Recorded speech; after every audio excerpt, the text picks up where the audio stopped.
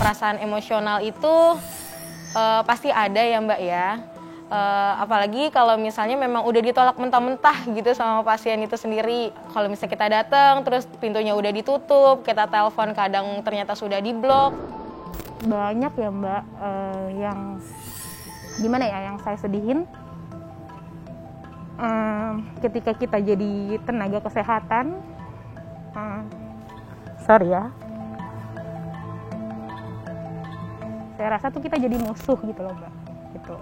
Dan sekarang ada teman-teman baru yang emang ikut gitu sama kita gitu ya.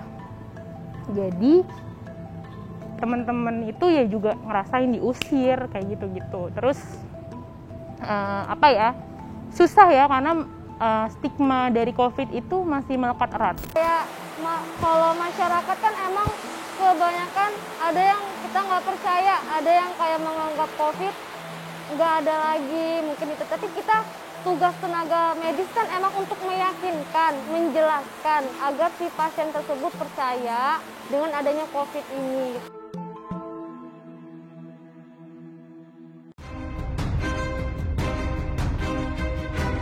Jumlah kasus COVID-19 terus bertambah.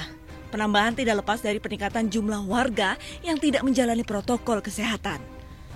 Kerumunan warga di sejumlah kota masih terus berlangsung di tengah pandemi. Dan kini, kasus COVID-19 menyebar di 508 kabupaten kota di 34 provinsi. Mencari mereka yang terpapar COVID-19 menjadi tugas berat yang harus dijalani tim pelacak kontak atau tracer.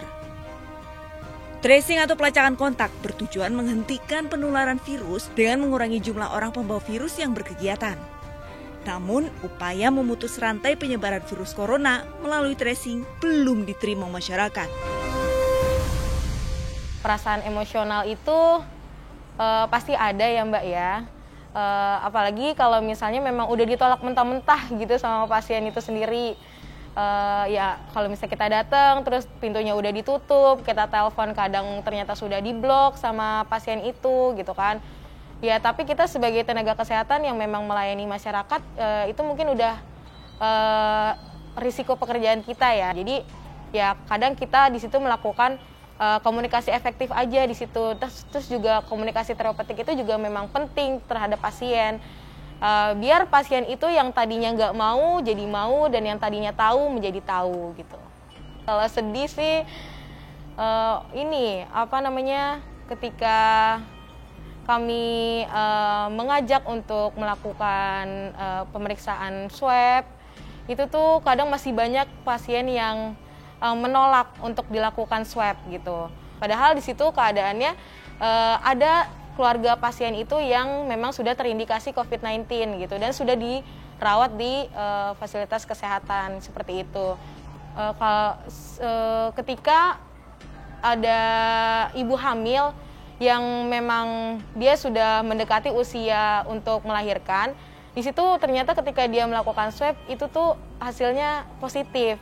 Di situ saya merasa bahwa memang coronavirus ini tidak memandang bulu untuk siapa dia dekati gitu. Penolakan masyarakat menjadi tantangan tersendiri bagi tim pelacak COVID-19. Tim tracer juga mengalami kendala saat melacak mereka yang ikut dalam kerumunan. Tantangan itu kan di waktu acara kemarin itu kan pasti perkumpulan manusia begitu banyak ya Mbak ya. Jadi di situ kita nggak tahu ternyata si pasien itu udah positif. Dalam satu perkumpulan itu pasti banyak manusia yang udah terpapar virus si pasien yang sudah positif tersebut. Jadi di situ yang kesulitan kita kayak harus siapa aja kemarin kontak eratnya. Nah dari situ kita sebagai kontak tracer itu kan kita pelacak, kita mencari kontak-kontak yang sempat kontak erat sama si yang terkonfirmasi positif. Di situ kesulitan kita kayak untuk mencari datanya yang lengkap, untuk misalnya kalau ada keluhan juga kita misalnya dapat pasien terkonfirmasi yang ada keluhan yang bergejala, kita juga harus lakukan rujukan. Dan kita juga rujukan bukan langsung rujuk aja ya Mbak ya, kita juga bakalan konfirmasi ke pihak misalnya kita ke rumah sakit atau Wisma Atlet, itu kan di sana misalnya rumah sakitnya penuh, kita nggak bisa dong merujuk ke sana. Jadi di sini kita kesulitannya di situ. Pelacakan merupakan titik krusial dalam memperkecil resiko kematian akibat COVID-19. Pelacakan mencegah agar pasien tidak berpindah fase kategori sakit dan sedapat mungkin menyembuhkan pasien dengan gejala ringan.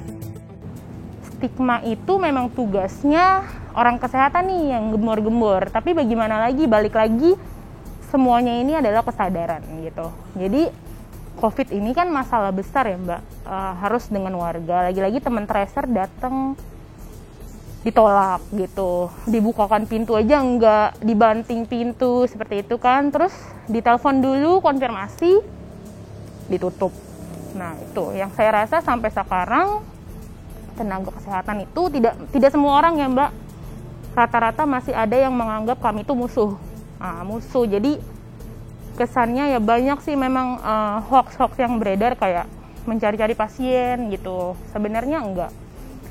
Sebenarnya ya memang ini kan kerjaan kita, nggak ada yang mau Mbak ngalamin keadaan kayak gini. Teman-teman juga pakai APD itu engap banget. Mereka udah pakai APD engap, mau datang ke rumah sudah sudah panas-panas gitu, ditutup kan kasihan juga ya, terus diusir. Terus ada yang juga kayak baru angkat telepon udah ditutup kayak gitu. Terus ada juga yang dibilang mau dilaporin ke polisi atau apa, itu mereka akhirnya ngalamin gitu. Tapi itu udah lama, kalau dari kami tim COVID itu udah lama, dan yang kayak akhirnya kadang-kadang kami mau acuh juga itu sama pasien. Tapi balik lagi tuh panggilan hati. Seberapapun kuat dari kesehatan berusaha, nggak akan berhasil kalau nggak ada andil warga gitu aja. Keberhasilan pelacakan COVID-19 diyakini akan memudahkan pasien menjalani pemulihan.